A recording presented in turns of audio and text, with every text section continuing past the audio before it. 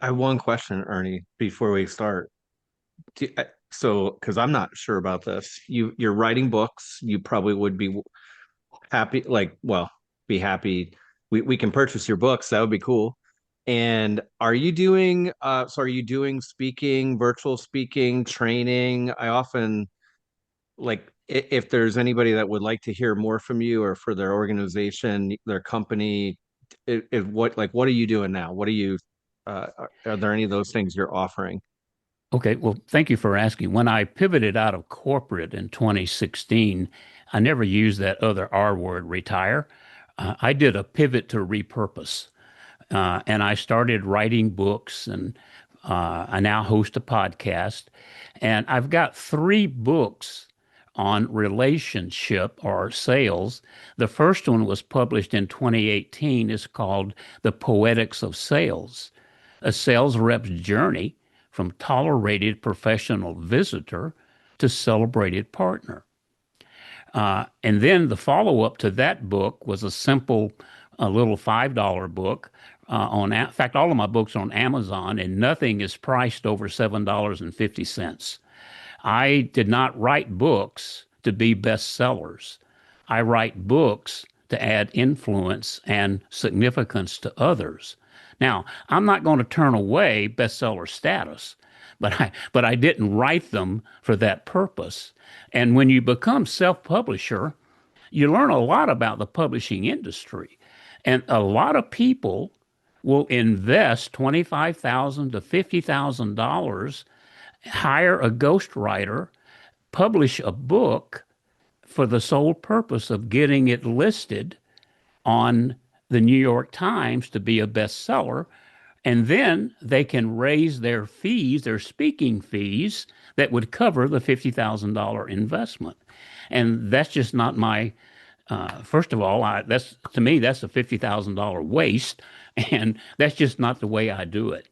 The other books is in a series, and there are four that are published and two in the works. And they're called Marketplace Proverbs, volumes one, two, three, and four. Each one is a 31-day devotional using the chapter of Proverbs that matches the day of the month. I have done that more days than not since 1988.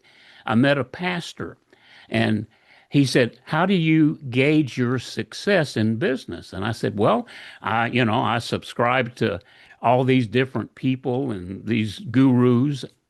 And he said, "Well, the best sales advice I could ever give you and the best document is the book of Proverbs. And if you'll read the chapter of Proverbs that matches the day of the month every day, and then ask the Holy Spirit, what are you telling me? What can I glean from this?" And that's where these four books have come from. And they're called Marketplace Proverbs, volumes one, two, three, and four. And they each have a subtitle or theme. The first one is a sales navigator's compass to customer success mastery. And the second one, volume two, is the micro to macro, the ripple effect of relationships. And then marketplace number three is the KPI that matters, not key performance indicator, but key partnership indicator. And then volume four is the subtitle is God's provision system, the GPS that's always accurate. So, and then I have a podcast I launched in August. It's called Marketplace Proverbs and Coffee with Ernie. And it's a 10-minute podcast. And I've now invited having guests come on and share with me what they have gained from the particular proverbs of the day. And so that's a growing, and I started that in August and on Substack, and now it's on podcast and Spotify, which Substack feeds. And I got to tell you, I've only got 89 subscribers, but sometimes when I see the stats from the day before, I will have over 100 listeners, which means they must be sharing it or something of that nature. So it's really all about relationships. I don't know if that answers. I maybe, as the old saying goes, Wayne, I puked a pitch. I don't mean that. But did that answer your question? Yeah, that. And do you do any private sales training or talks for groups? Well, I'm available to do that. Yes, that was the original question. Forgive me for that. That's okay. My true desire is in the in. I've been in the pro audio business, musical instrument pro audio business for over 60 years, and the one thing that is very popular in that side is called lunch and learns. And a sales representative will come in and sponsored by the brand, and they'll bring in pizza or Subways or whatever, and then they'll make a presentation about their product. And it's like a 25, 30-minute presentation. And that's what I really want to do are the lunch and learns. And I can do two types of lunch and learns.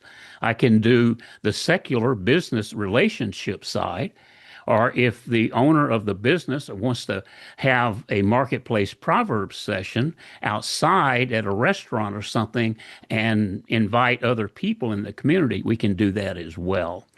But to answer your question, I have not developed an online course. But Got it. I'm not opposed to doing, No, you okay, know, so more specifically, if Jamie wants, let's just say, I had no idea, but just pretend Jamie wants you to come talk to his funeral directors because they're uncomfortable with selling. Do you still do stuff like that? sure, but glad to. Oh, Absolutely. okay, good. Perfect. That's it. I've taken enough of your time. You had a slide deck, and if you hit present at the bottom and or share, Sure. Yeah. the share screen used to be green, now it's just an arrow, but all Yeah. Have yours. you authorized me to share? Yeah, everybody can share. Jamie and Jake can all start sharing right if they want to too.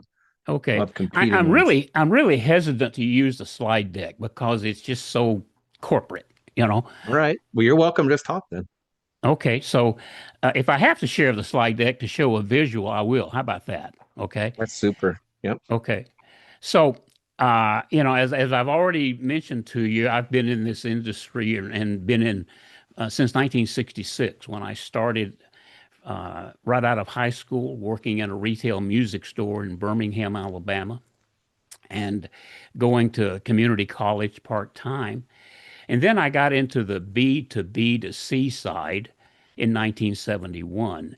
And I went to work for a company called St. Louis Music, and they were still are, the creator of Alvarez guitars. Now, if you play guitar, or if you've seen, if you look at the brands on guitars when you see someone playing on stage or on TV, Alvarez sometimes will come up. So it's a very popular brand, and I was there when the very first one was produced. Uh, so but over the years, I was judged on the sales that I made or the new accounts that I opened. And every time I got a sale, I got to ring the bell, as they say. And frankly, that was a treadmill. And it was a rough treadmill, and you were always going for the goal. You were always going for the almighty dollar, so to speak. And there came a time when I just didn't want to do that anymore. I realized over the years that uh, what's important is relationships, and frankly, relationships are everything, and that's what I've learned through the years. And I saw a quote on LinkedIn a few years ago by Mr. Marty Neumeyer. Now, I do not know Mr. Neumeyer, but with attribution, I stole this quote.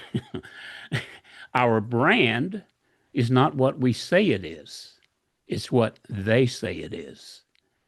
And relationships are everything. And I believe it's the relationships that we have that define the they in Mr. Neumeyer's quote. Once again, his quote is our brand is not what we say it is, it's what they say it is. And it's based on our relationships. And that takes us back to Mr. James Allen, who in the 1930s or 40s wrote a book, As a Man Thinketh. And his popular quote was, "We attract who we are, not what we want." And that brings me to the simple concept that relationships help us define who we are and what we become.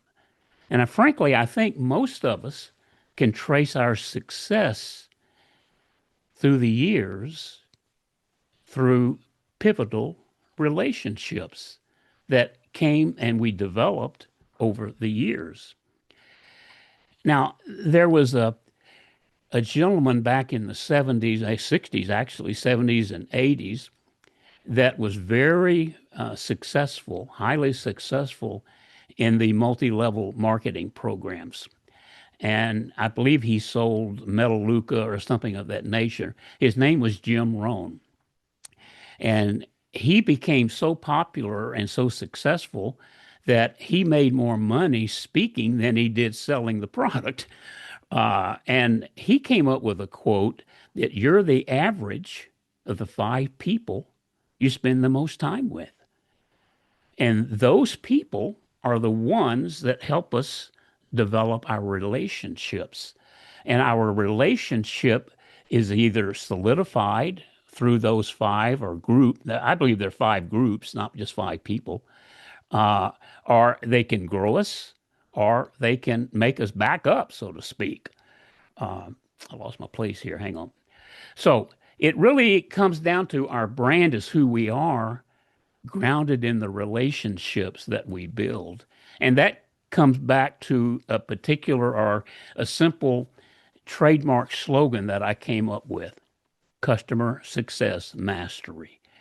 And I've defined customer success mastery as one who embodies the mindset, desire, commitment, and ability to help others get to where they want to or need to go faster and more efficiently than they would without the help and guidance of a customer success master.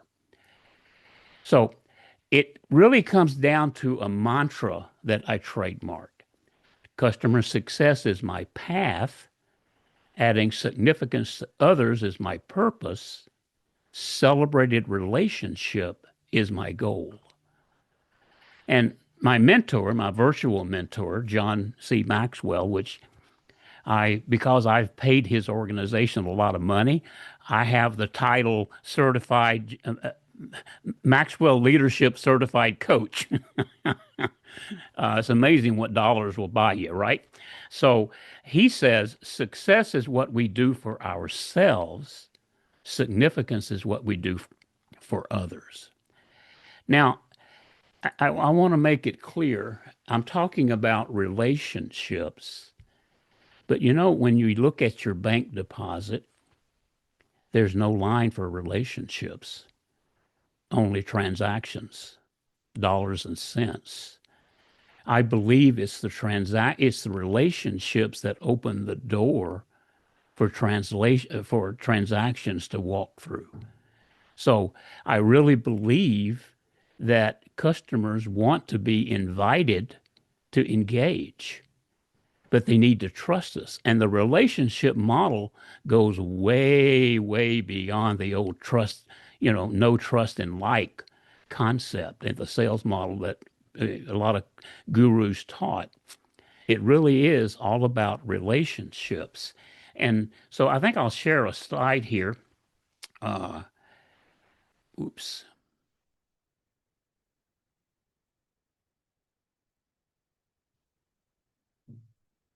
It does side by side. Let's see if that works. Can you see that? Uh-oh, I lost your volume. Uh-oh, I lost. Yep. Yep. We can see part of Okay, it. there you go. Okay. We need to slide it over We're- a little bit. Yeah, we're good. It's just a little bit small. That's all I said. Okay. So, this is the old typical sales thing. You're pretty good sales rep, except for the 9 times you called me Wallet instead of Walter.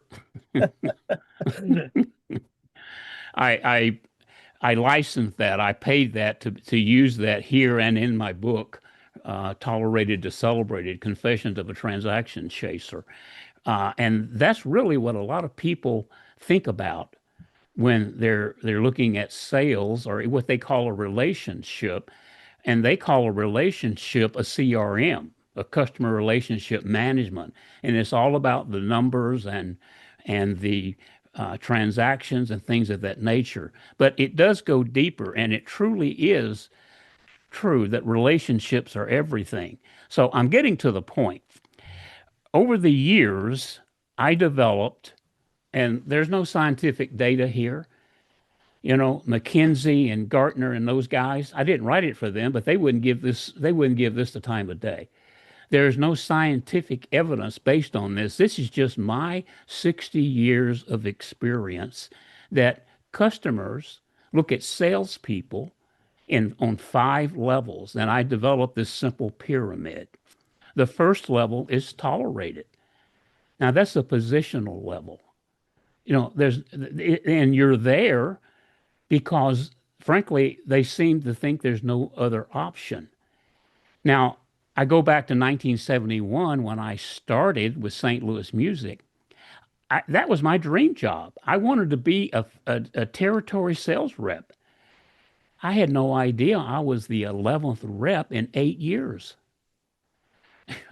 I walked into one particular store, introduced myself, and the guy had this most weird negative look on his face. And he said, "Well, I don't know that who you are, and I doubt you will ever be back. But I have to do business with you because I need Alvarez guitars." Now, I wasn't Ernie. I wasn't even a human. I was just the tolerated guy that was representing a brand that he needed. And that's where a lot of people view salespeople, especially new salespeople. And they create that box of implied negative first impressions because of those who have gone before us. And Jamie, that may apply to someone that is coming in, they're grieving, and they've never heard anything positive about funeral directors. You know, they've heard negative things about, man, $20,000 for a casket, that kind of stuff, and it's probably spoiled by the private equity guys that have been doing it. I don't know. I got some experience with private equity, believe me, being on the inside. So, they view your people as tolerated simply because they have to do business with you, but they've got their guard up because of those that have gone before them or that implied negative first impression. Now, the second level is the accepted level. Now, that's the level where there's permission. We're allowed to engage. We've gone beyond position simply because we have added a little bit of significance. That guard is coming down, that negative fog or whatever is beginning to dissipate because we've added significance. We've done what we said we would do. But you got to think of it this way. It is better than tolerated, but we can't camp there. We can't stay there. We have to, it's better. It is a permission. It's a springboard to help us grow to the vendor status. Now, when we're a vendor, we're chosen. It's based on convenience. It's based on price, availability, and frankly, previous performance. And in my industry, I've seen a lot of my peers, other salespeople, land there and camp out there and think, hey, I'm there. I'm a preferred vendor. And it could be a solid ground, but it also could be sitting on top of a fault because it's based on performance, It's based on price. It's based on availability, and it's tenuous because another competitor could come in with a better product or a better pricing or faster shipping or worse, the nephew that just went to work for a competitor. you know, so it's a lot of people in my group. They camp out there and think, "Wow, I'm here. I've arrived." But no, there's a better level, a higher level, and that's the partner level. That's collaborating for mutual benefit. This is where relationships involve building something together. I stopped being a vendor sales rep when I started building deep, meaningful relationships. What I mean by that is I stopped chasing the transactions and I started building meaningful relationships. And over time, one small added significance at a time, the relationship started, the transaction started coming to me. It was a real simple concept. And I want to share something with you that I'm working on to go in volume 6 of the Marketplace Proverbs. And we have two items here. We have a dollar and we have a nickel. Now, in sales, we're all taught to chase this. And in my industry, frankly, I feel is that I was fortunate that I never had to work with the so-called national chains. I always worked with the small independent retailers. Now, my independent retailers were large. Sweetwater Sound, they were my customer. B&H Photo, they were my customer. But back in those days, they were not considered national accounts like a Guitar Center or an Amazon or a Best Buy. So I've worked with the independent dealers. But on the commercial or on the national side, the VP of sales was always chasing the big PO. He was always chasing the big dollar. And when we chase that big dollar, it could go away just like that. And we've lost a major account or a major revenue that supports, our company. I focused on the nickel. There are 20 nickels in a dollar. To me, that's 20 relationship equities that I have.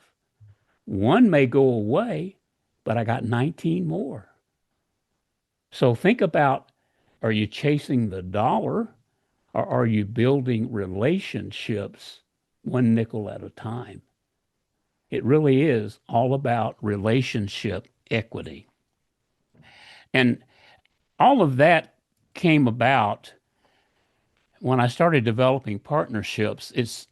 I came up with a customer success code. Now, in the musical instrument pro audio industry for 60 years, that's the only sales channel I've worked in. They're known as Ernieisms. And customer success code number 2 is know your customer's customer, serve through versus sell to. Now, allow me to explain that a little deeper. My direct customer was the retail music store that sold Alvarez guitars, or later on in the years, the contractor or the systems integrator that sold EAW or Mackie or Martin Audio, the brands that I represented or my companies built. They were my direct customer. But their customer was the performer, the guitar player, or the venue owner. In the case of the guitar player, let's think about this. It could be a beginning student, or it could be in some guitar shops, a Joe Bonamassa or a Vince Gill or somebody like that. So, and their customer is their audience. For that beginner, it's their parents, it's their siblings, it's their peers. For that intermediate musician, it's the coffee house or possibly the house of worship. And for that pro, it is, Carnegie Hall. It is the Spear. It's Madison Square Garden. It's a big house of worship. Their customer is the audience. And when I began helping my customer help their customer serve their customer, that's when relationships happen. That's when someone sitting in the pews, someone sitting in the audience that hears a song from a guitar player that really resonates with them, or they hear a message, God's intelligent word through intelligible audio that resonates with them, they don't look at that brand of the guitar. They don't look up and see the name of the speakers or the mixer. They have benefited tremendously, and that resonates back to the performer or the venue owner, which makes them realize they have a relationship with a provider that helped them do what they desire to do. That's the whole idea behind relationships. And all of that leads us to the final summit of the 5 levels: advocacy, celebrated. Now, another quick side point here is when I pivoted out of corporate to repurpose, my last year, I was director of North America sales. And the company I worked with, that was a VP level, but they didn't use the VPs. We were directors. And there were 1,300 accounts under my, I was responsible for 1,300 accounts. And the Pareto principle really works. 20% of your customers provide 80% of your volume. Of that 1,300, 275 provided 80% of the volume. And of that 275, 65 made up 80% of the 275. And of the 65, 12 were core to the whole thing. And those 12, I focused on personally working with my rep partners in the field. I worked those 12 customers, and 2 of them became celebrated. Now, celebrated is not about bandwidth, it's about depth. And frankly, we can't have a celebrated relationship with everyone. But we can take that mindset, we can take that desire and incorporate it into the partnership. Now, of those 12, 2 became celebrated. Now, I haven't been in corporate since 2016, but we still, 2 of them, the principals, we send each other a text occasionally. We call each other on our birthdays. And one of them, Chuck Shirak, the founder and former owner of Sweetwater, which he sold for $1.3 billion, he and I were communicating on New Year's Eve. So that's not bragging about that. The point is, we can't have a celebrated relationship with everyone. Our celebrated relationships are usually reserved for family, our spouse, our children, and a few close friends, but it also relates to business. And the point is, if we have that celebrated goal to want to have a celebrated relationship, and it's embodied in the partnership level, it just expands and makes the partnership level that much greater. So I've rambled here, and I don't mean that. I want to bring back to my mantra of customer success is my path, adding significance to others is my purpose, and celebrated relationship is my goal. Keep in mind, we can't have a celebrated relationship with everyone, but that can be a goal that can embody in everything that we do. I believe the market for adding significance to others is infinite. I really do. And frankly, the marketplace is just full of a chaotic culture and people coming at us looking for transactions. And frankly, a lot of salespeople are judged on what we call KPIs, the metrics and the numbers and the things of that nature. But I really do feel that, as I wrote about in Marketplace Proverbs Volume 3, we could create a key partnership indicator through deep, meaningful relationships. There's a quote by Walter Wrightson, former chairman of Citibank: capital goes where it is welcome and stays where it is well treated. What if we created and looked at relationships that valued capital and treat them with the same care and respect as capital? And with that, I'll open it up to questions. Thanks, Ernie.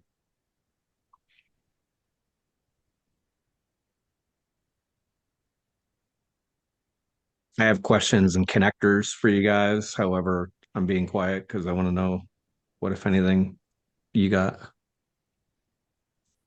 So, Ernie, what are some of the specific things that you've done to build those relationships, to make those relationships deeper, especially with those two that are celebrated? What were some of the things that you found you did to build that relationship so that you have it even beyond corporate? Well, one simple thing that I started back in the 70s is I started sending handwritten thank you cards. And in my little car that I drove, it wasn't called Nissan back then; it was called Datsun. Datsun. And I had one of those little cars that had enough room to hold guitars, but in the back seat I had a shoebox of thank you cards and a roll of stamps. And after I left a particular business, I would sit in the parking lot and I would write a thank you card, and I would lick the stamp. There were no self-adhesive stamps back then, and I would lick it. And in those days, back in the 70s, there were these post office, these little boxes just about on every corner, and if you got it there by 5 o'clock, it would arrive the next day. And I would go back into that business 30 days, 45 days later, and sometimes I would see my thank you card pinned to the bulletin board. So things of that nature helped. Also, doing what I said I would do. The musical instrument product pro audio sales reps have a reputation, unfortunately, of promising the moon and delivering nothing just to get the order. And I always did what I said I would do. And that was back in the days when we had to stop at the local Shell station and use the payphone. There was no internet. There was, that we even had to write our orders on a triplicate order pad and mail the orders in. And also, I started listening to understand versus listening to reply to give a pitch. And then I also developed and went beyond the old features, advantages, and benefits. I started talking about net gain. How do you really profit from this particular product or doing business with me and my company? And how do we and how it actually helps them help their customer? I really feel that the key component to building a business relationship is understand that your customer, your direct customer, has a customer too. They may not realize they have a customer, but they're doing something to add value to someone. Maybe it's a family member. Maybe they're buying a van or a SUV because they want something safe for their family. But yet the salesperson is probably focused on the deal. and selling the deal and getting them out the door and on the highway. But that buyer has a customer as well. Did that answer your question? Yeah, absolutely. I think the first one you shared, the notes, that is such a lost art form. Mm-hmm. And I know it's something that I try to do once in a while. I don't do it as often as I should, but I know it's something that I tell my clients about all the time because being in the printing industry, I want to get that sale to give them the greeting cards to send. But Mm-hmm. I share it in the way that you're just talking about and how valuable that is to your clients because they want to know that you appreciate them. And because it's such a lost art form, it stands out greatly when you do it. So that I specific still case, do it. yeah, I still that's do awesome. it. I just have them embossed now. Yeah, that's awesome. Yeah. Wester Jamie. I feel like I don't have a specific question. I really enjoy everything. Also, you're now up to 90 subscribers for your podcast. Oh, thank you. Thank you. No, just like everything you're saying, I really like. And it's one of those things that I feel like I do, and then I let it go by the wayside. And then I get that like, I gotta be doing this more and paying attention to it. And I feel like especially with the online world, we can get stuck in scrolling on LinkedIn and only interacting on there, but making those in-person things happen more often is really important. Yeah, and being in person really helps with the relationship. However, with digital technology today, we can build relationships, a meaningful relationship digitally. Um, share with you a story that happened my last year that I was in corporate. Uh, Once again, I had relationships. And I built everything on relationships. But as I said earlier, I wasn't judged by relationships. I was part of a private equity owned company, and with them, they could care less about their relationship was with the almighty dollar. Okay, and so I had goals, and frankly, I was blessed. Every quarter, I hit the goal, or I exceeded it. Frankly, and it wasn't about selling, it was about the relationships. And I was taught years ago when I was in a discipleship group that when someone comes to mind out of the wild blue that you're not really engaged with at that particular moment, that could be a sign or a prompting from the Holy Spirit that that person could need prayer or that person could need just a touch. And more times than not, I will reach out and do that. But it works the other way too, because relationships are bidirectional. And I remember sitting in corporate. Now this goes back 10 years ago. I remember sitting in corporate. It was the end of the quarter. In fact, it was March of 2016. And my exit pivot date was April 4th of 2016. So I was a few days to go and I was $60,000 short of hitting the goal on March 31st, 2016. And it was 3 p.m. Pacific time. And I was sitting at my desk and I was thinking, wow, where's it going to come from? Where's it going to come from? And out of the blue, my phone rang. And it was Mr. Mike, who is the owner of VIP Audio in Brooklyn, New York. Now, Mr. Mike and I had a relationship all through the years. It went all the way back like 15 years. We had a really good business relationship. Now, it wasn't a personal one. We didn't invite each other's home, but we would call each other occasionally and check in. And he always welcomed me when I worked with my sales rep. But it was 3 o'clock Eastern Pacific time, 6 o'clock in New York. And he says, and Mr. Mike was this person of respect, and he called everyone by their first name, but a Mr. in front of it. And he expected those people to call him Mr. Mike as well, out of respect.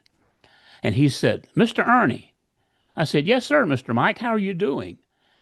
He said, I was sitting here thinking, it's about time to go home, and you just came to mind, and I don't know, I just can't leave it alone. What? It's the end of the quarter. Do you need a PO? I said, yes, sir, I do. He said, how much? Now, I fudged a little bit because I knew how he operated. I said, I got to have $75,000 to get it out the door, and my crew is waiting. They can get it out the door. There was this gasp, you know. He said, well, give me 30 minutes and I'll see what I can do. So at 3:30, the phone rang, and it was Mr. Mike. He said, okay, I got a $75,000 PO, but you got to give me a 10% discount. I said, done.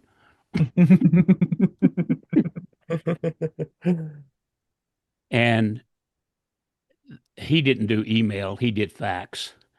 He faxed it over. I gave it to the sales coordinator and it shipped. And that's all about relationships. That's the story of a relationship. Yes, there was a transaction tied to it. As I said earlier, it's the relationship that opens the door that the transaction walks through.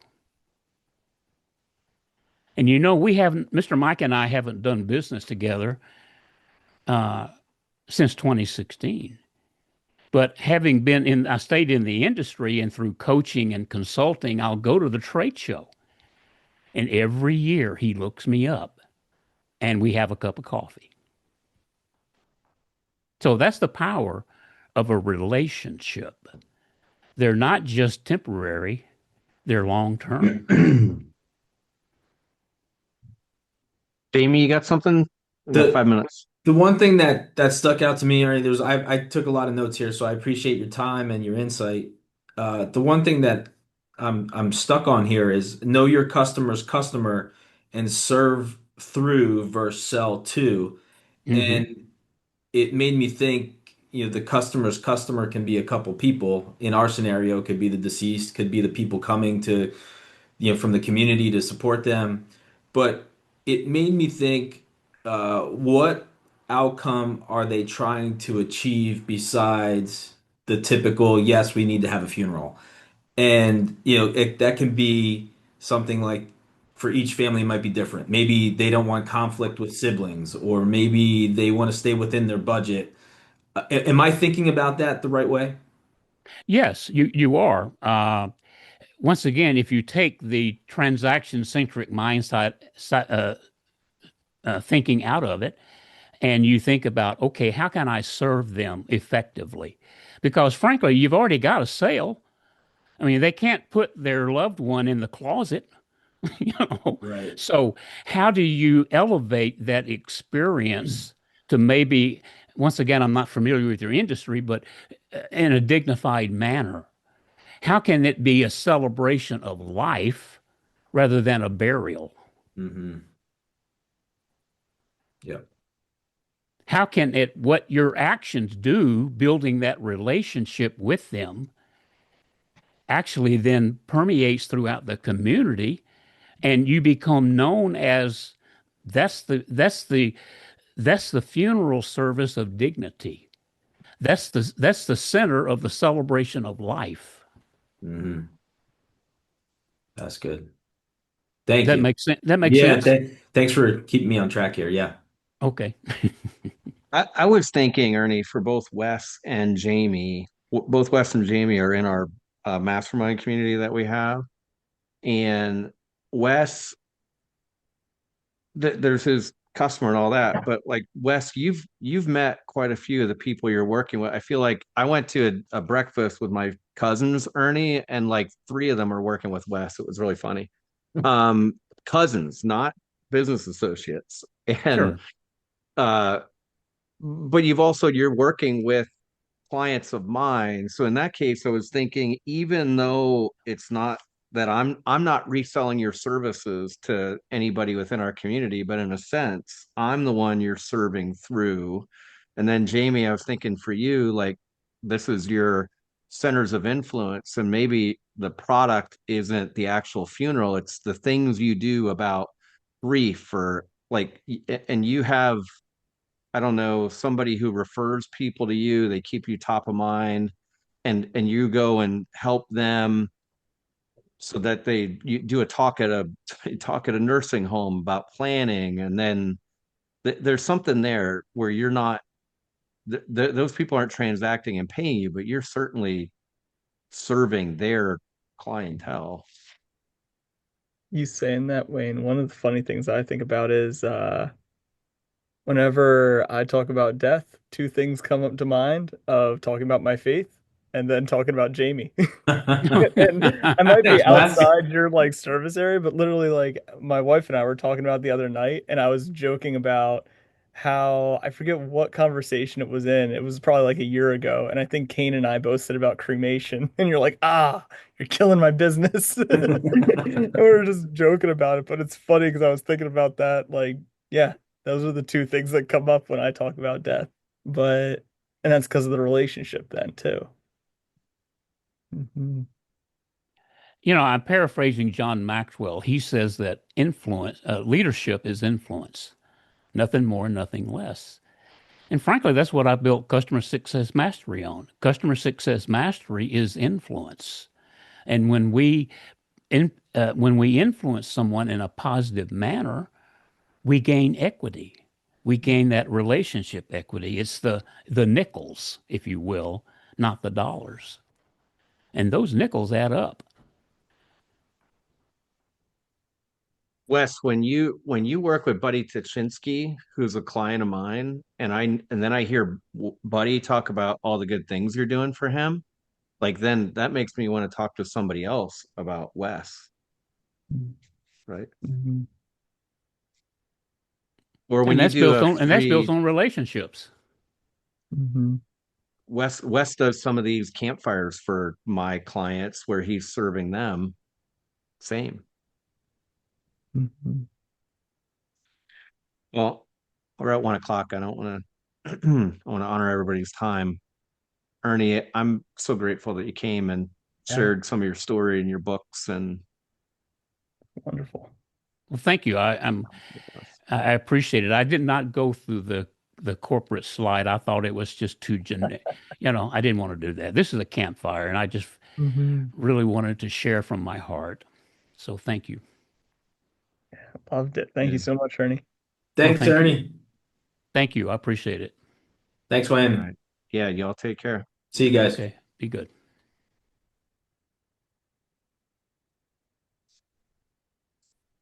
Did I do okay? Give me a second here. Yeah.